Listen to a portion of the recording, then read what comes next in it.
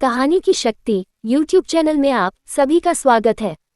बहुत समय पहले की बात है। एक छोटे से गांव में 3 भाई रहते थे। बड़े भाई का नाम रघु था, मंझले का नाम मोहन और छोटे भाई का नाम रामू था। तीनों भाई कड़ी मेहनत करते थे, लेकिन हर किसी की अपनी अपनी विशेषताएं थीं। रघु में कड़ी मेहनत और आत्मविश्वास था, मोहन में तर्कशक्ति और सोचने की क्षमता थी, और रामू में सुंदरता और रचनात्मकता की गजब की समझ थी। एक दिन गांव में एक प्रसिद्ध संत आए। संत ने गांव के लोगों से कहा कि वे एक परीक्षा लेंगे, जिसमें उन सभी के दिमाग की क्षमता की परीक्षा होगी। संत ने कहा, जो भी व्यक्ति इस परीक्षा में विजयी होगा, उसे मुझे एक सवाल पूछने का अधिकार मिलेगा और मैं उसे अपनी पूरी बुद्धि का एक हिस्सा दूंगा। ये सुनकर रघु, मोहन और रामू तीनों ही बहुत उत्साहित हुए। उन्होंने तय किया कि वे भी इस परीक्षा में भाग लेंगे। संत ने तीनों को अपनी परीक्षा के लिए बुलाया और कहा, मैं तुम्हें एक सवाल पूछूंगा। जो सबसे पहले इसका सही उत्तर देगा, वही विजयी होगा। संत ने प्रश्न पूछा, सभी जीवों के बीच सबसे महत्वपूर्ण चीज क्या है, जो हर किसी के पास होना चाहिए? रघु सबसे पहले जवाब देने के लिए तैयार हुआ। उसने कहा, यह मेहनत है। अगर मेहनत नहीं होगी, तो कोई भी काम पूरा नहीं हो सकता। मेहनत से ही हम किसी भी मुश्किल को पार कर सकते हैं। मंझले भाई मोहन ने जवाब दिया, नहीं, ये सोचने की क्षमता है। अगर किसी के पास सही सोचने की क्षमता नहीं होगी, तो वह अपने जीवन में सही निर्णय नहीं ले पाएगा।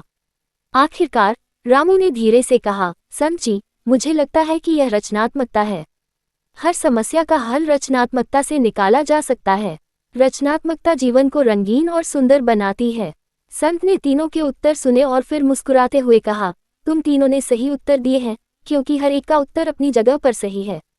परंतु मैंने ये प्रश्न ये जानने के लिए पूछा था कि तुम अपनी बुद्धि को कैसे बांटोगे। संत ने आगे कहा, तुम सभी के पास अपनी अपनी विशेषताएं हैं।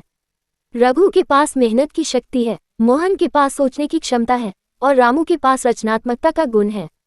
अब तुम तीनों को अपनी बुद्धि का बंटवारा करना होगा। ये सुनकर तीनों भाई बहुत चकित हुए। उन्होंने संत से पूछा, संत जी, इसका क्या मतलब है? संत मुस्कुराए और बोले, देखो, जीवन में यदि तुम्हारे पास सिर्फ एक विशेषता होगी, तो तुम कुछ हद तक ही सफल हो पाओगे। लेकिन जब तुम्हारे पास सभी गुण एक साथ होंगे, तो तुम किसी भी चुनौती का सामना आसानी से कर सकोगे। इसलिए तुम्हें अपनी बुद्धि का बंटवारा करना होगा। तुम्हें अपनी विशेषताओं को आपस में मिलाकर एक साथ काम करना होगा। संत की बातें सुनकर तीनों भाइयों ने एक दूसरे की ओर देखा और फिर समझ गए कि वे अपनी विशेषताओं को मिलाकर किसी भी समस्या का समाधान ढूंढ सकते हैं। उन्होंने अपने अपने गुण एक दूसरे के साथ साझा करने का निर्णय लिया। रघु ने अपनी मेहनत मोहन और रामू के साथ साझा की। मोहन ने अपनी सोचने की क्षमता को रघु और रामू के साथ बांटा और रामू ने अपनी रचनात्मकता को दोनों भाइयों के साथ साझा किया।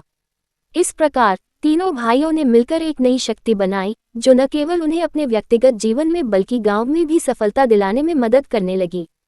काफी समय बाद जब गांव में कोई भी समस्या आती, तो रघु, मोहन और रामू मिलकर उसका समाधान ढूंढते थे।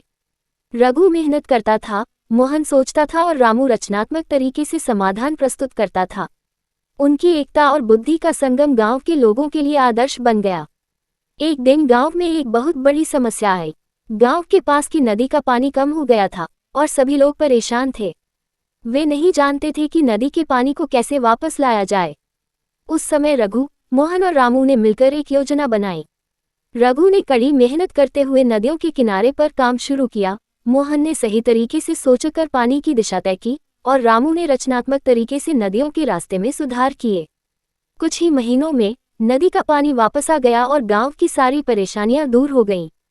गांव के लोग खुश हो गए और उन्होंने रघु, मोहन और रामू की बुद्धिमत्ता की सराहना की। इस प्रकार संत की बातों का सही अर्थ समझते हुए तीनों भाई मिलकर जीवन में सफलता की ऊंचाइयों तक पहुंचे। इस कहानी से हमें ये सीख मिलती है कि जीवन में केवल एक गुण से नहीं, बल्कि विभिन्न गुणों को एक साथ मिलाकर ही सफलता प्राप्त की जा सकती है। बुद्धि का बंटवारा करना, एकता और सामूहिक प्रयास से हम किसी भी समस्या का समाधान पा सकते हैं।